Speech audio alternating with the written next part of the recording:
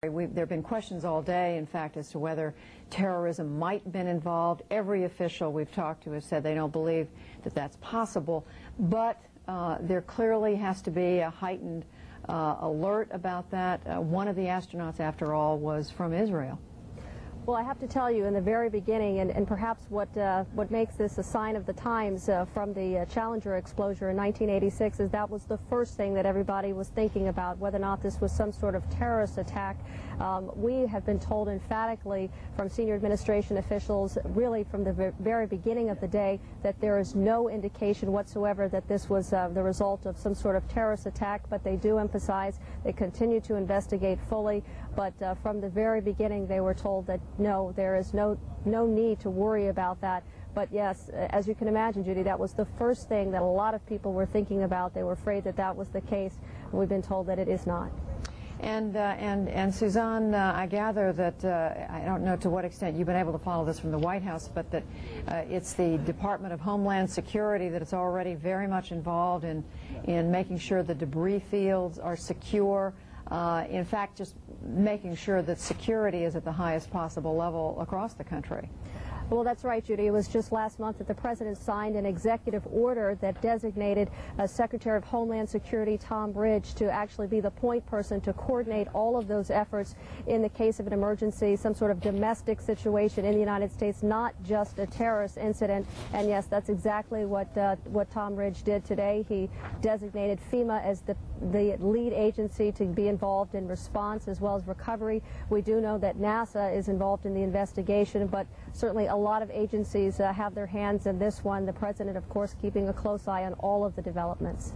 Okay, Suzanne Malveaux at the White House. And before we go anywhere else, I want to point out, Suzanne mentioned the President did phone the Israeli Prime Minister Ariel Sharon to express the deepest condolences of Americans to the Israeli people and the loss of their citizen, the astronaut who was lost in space.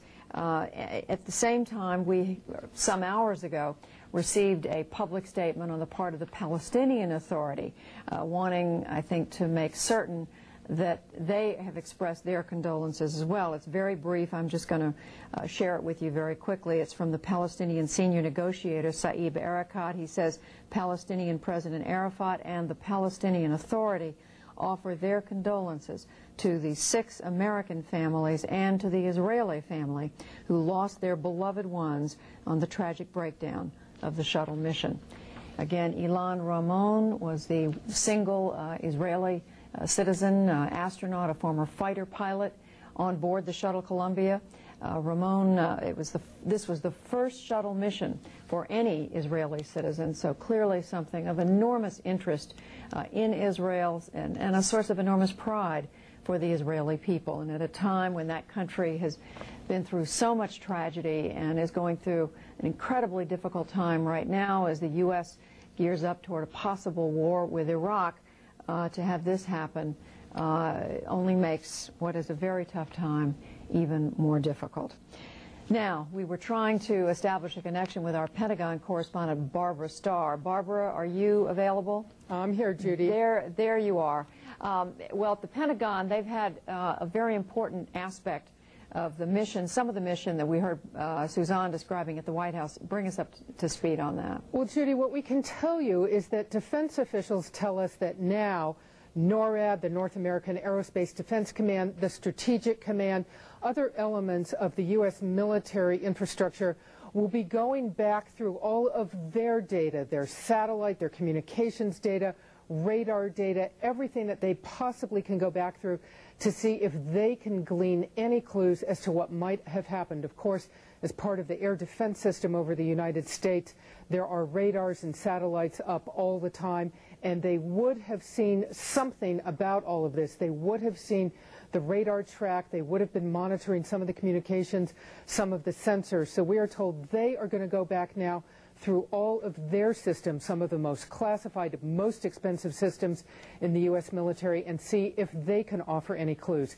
Now, what we can also tell you is that earlier today, really within a very short period of time after this incident began to unfold, the U.S. military moved very quickly to see what it could do to offer to help even before there was a formal request. We'll run you through some of the things that the military has been doing throughout the day. In Louisiana, for example, the Louisiana National Guard began flying 2 F-15s over western Louisiana, over south-central Louisiana, and they found debris from the shuttle near Lafayette, Louisiana. That's about 100 miles from the Texas border. They found it in pine and scrub brush, we are told. So some of the debris falling very, very far from Texas. Back in Texas at Fort Hood, where they had been getting ready for possible deployment to Iraq, they began flying 4 helicopters around eastern Texas, again looking at some of the debris that we have seen during the day. They were also ready earlier in the day to deploy military police units if there had been a formal request. If local law enforcement had become overwhelmed, they did not. We are told many of these search efforts are still underway tonight, but they're going to wait and see if FEMA now makes a formal request for additional military assistance. Judy?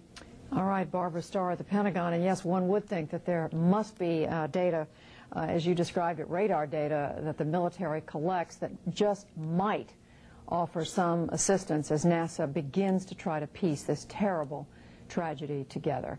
I'm joined now in Atlanta by our colleague Anderson Cooper, who's typically on duty on Saturdays. But Anderson, this is a particularly tough one. It certainly is not a typical Saturday at all. Some 8 hours, 40 minutes since we first learned of this terrible, terrible tragedy. Miles O'Brien has been covering this really from the beginning. He's taking a short break. He'll be joining us back here at 8 o'clock tonight. CNN has a special report with Wolf Blitzer, Lou Dobbs, Judy Woodruff, Miles O'Brien, among many others. Hope you join us for that. We're going to check in right now with Carol Lynn for just an update on the latest look at what's happening around the nation regarding this disaster. Carol? Thank you, Anderson. We want to catch people up in case they've had a busy weekend or just learning about this tragedy. Obviously, the nation is mourning the deaths of the 7 members of the Space Shuttle Columbia. Here's a quick recap of exactly what we know about this tragedy. NASA officials this morning notified President Bush and Homeland Security Secretary Tom Ridge that Columbia did not make its scheduled landing. At around 9 Eastern, Mission Control lost contact with the shuttle. Witnesses in Texas and Louisiana watched the spacecraft break up some 200,000 feet above the ground. This is indeed a tragic day for the NASA family, for the families of the astronauts who flew on STS-107, and likewise tragic for the nation. Now, officials say terrorism was not the cause. Search and recovery teams have been deployed from Fort Hood, Texas, to secure many of the wreckage sites. Debris has been reported across a wide area of Texas and all the way into Louisiana. Officials warn people to stay away from anything that might look like a piece of the potentially hazardous wreckage. Now, among the 7 Columbia crew members, Commander Rick Husband was at the helm along with pilot William McCool.